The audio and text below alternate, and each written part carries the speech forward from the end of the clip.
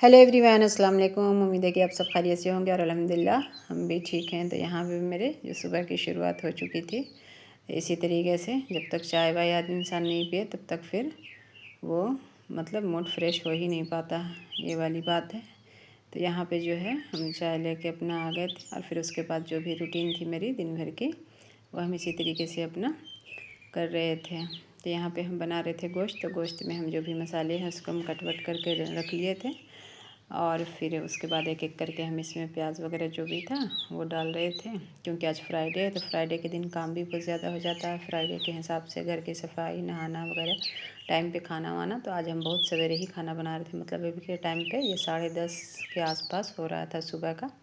तो इस तरीके से हम यहाँ पे, बच्चे अभी सो के जस्ट उठे थे, तो इस तरीके से हम यहाँ पे उन लोग के उठने से पहले ही खाना वगैरह बना लिया था। उसके बाद फिर नहाना वहाना, फिर बच्चे लोग अपना मस्जिद में नमाज़ पढ़ने होने का जो भी था।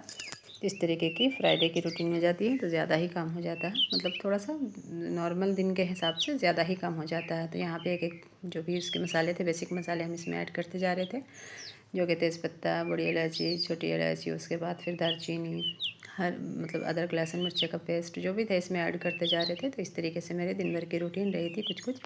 अच्छा, बहुत सारे ऐसे काम होते हैं जो हम मतलब कर लेते हैं अब, तो उसको वीडियो शूट नहीं कर पाते हैं, उसको छोड़ देते हैं। जैसे बर्तन धोना, तो बर्तन कभी कदर आदमी धो रहा है तो चलो शूट कर ली। और दूसरी बात ये हो जाती है ना कि बर्तन धोने में गीला हाथ रहता है ना, तो वो कैमरा टच करो तो वो बहुत स्लो मोशन में वीडियो बनना शुरू हो जाती है। एक दो बार मेरे साथ ऐसा ही हुआ। तो इस तरीके से रोज़ रोज़ बर्तन के मतलब नहीं कर पाते हैं।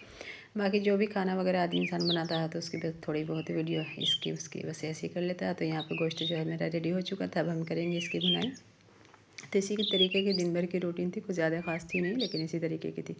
तो यहाँ पे गोश्त की हम कर रहे थे बुनाई इस तरीके से, और फिर बाकी भी जो खाना है तो यहाँ पे हम बना लिया था, तो ज़्यादा काम था नहीं। तो इस तरीके से अब हम ये कर रहे थे इसका। अच्छा, यहाँ पे जो भी है मतलब छोटी बड़ी जो भी मतलब काम है, फिर झाड़ू वगैरह है तो उसको भी मतलब सफाई करने से लेके जो भी काम था, तो उतना हम मतलब शूट आज किए नहीं थे, बस थोड़ा बहुत सा यही सब जो भी किया था, तो इसी के हम वीडियो डाल रहे हैं। तो यही सब था रूटीन में। फिर बच्चे उठ गए थे तो अपने हिसाब से अपना वो लोग खाना पीना नाश्ता जो भी कर रहे थे। थोड़ा सा सुस्ती भी लगती है उठने में, सवेरे उठ जाते हैं ना उन लोग नमाज़ के टाइम पे, तो फिर से दोबारा सो जाते हैं। इसलिए यहाँ स्कूल वगैरह तो है नहीं, तो अपना आराम से ही उठ रहे हैं। फिर सुबह की नमाज़ पढ़ के सो जाते हैं और फिर जब उठाते हैं तो फिर उठते हैं, तो इसलिए लेट हो ही जाता है। तो यहाँ पे फिर हो गया था 2:30-3 बजे के आसपास का यहाँ पर टाइमिंग हो गया था। बच्चे लोग क्या कर रहे थे कि धूप में जाके पतंग ख़रीद के वो लोग पतंग उड़ा रहे थे। तो हम यहाँ पे जा रहे थे छत पे और देख रहे थे कि क्या कर रहे हैं। तो जाके देख रहे हैं तो देख रहे हैं धूप में उन लोग पतंग उड़ा रहे थे इस तरीके से।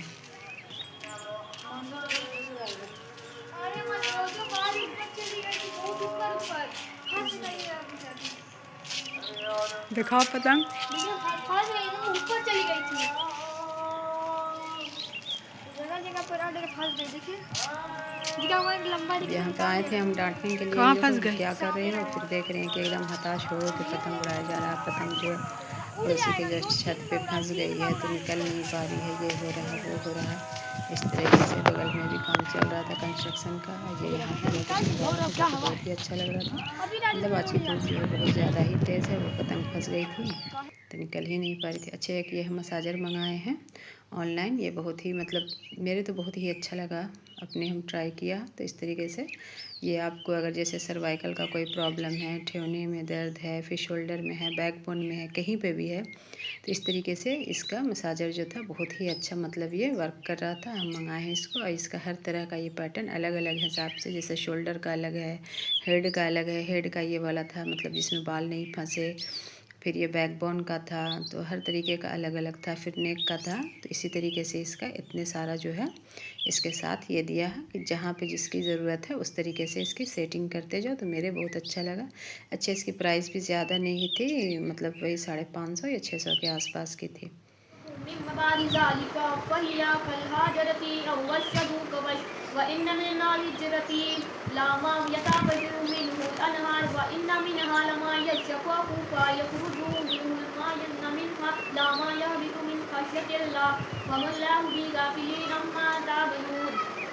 फिर तुम्हारे दिल इन वक्त के बाद भी सब ही रहें, गोया कि तुम्हारे दिल पत्थर की मनीब हैं, बल्कि पत्थर से भी ज़्यादा सख्त हैं। और बाज़ पत्थर तो ऐसे नरम होते हैं कि उनसे फूट कर बड़ी बड़ी निहारी जारी होती है, और उन्हीं पत्थरों में बाज़ ऐसे हैं जो चक हो जाते हैं, फिर उनमें से पानी निकालने लगता है। और उन ही पत्थरों में बाज़ ऐसे भी हैं जो अल्लाह के खौफ से ऊपर से नीचे गिरने लगते हैं, और अल्लाह तुम्हारे अमल से खबर नहीं है।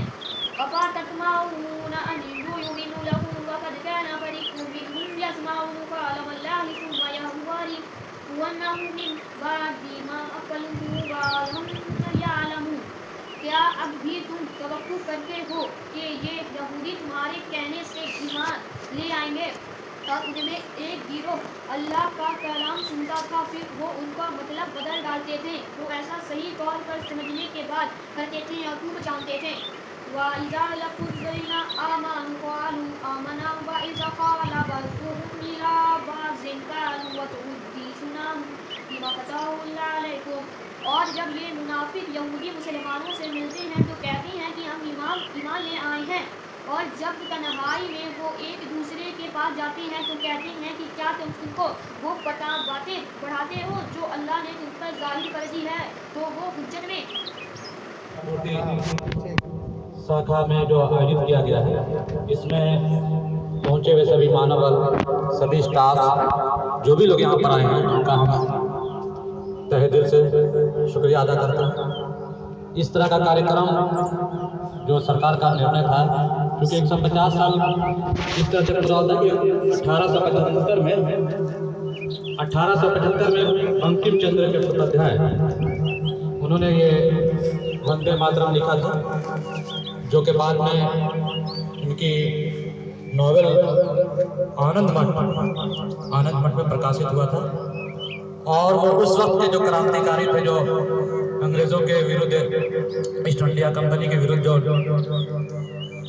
देश को स्वतंत्रता देने लाने के लिए या जुल्म के खिलाफ लड़ाई लड़ने के लिए जो आंदोलन चला करता था, तो उस आंदोलन के दौरान इस वंदे मातरम गान का लोग सभी गाया करते थे, और उनसे उनके अंदर एक ऊर्जा भर जाया करती थी। क्योंकि कोई भी तरह का इतना बड़ा किसी के खिलाफ कोई तरह का आंदोलन करना हो या कोई तरह का, तो इसके लिए कोई ना कोई एक कहीं से एक ऊर्जा, एक संगठन जिससे सभी लोग एक ही बैनर के तले आ सके।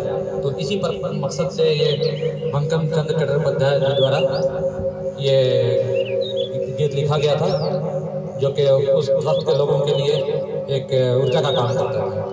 तो चूंकि ये राष्ट्रीय गीत है, और इसीलिए इसको जो है बाद में भारत सरकार द्वारा 24 जनवरी 1950 को इसको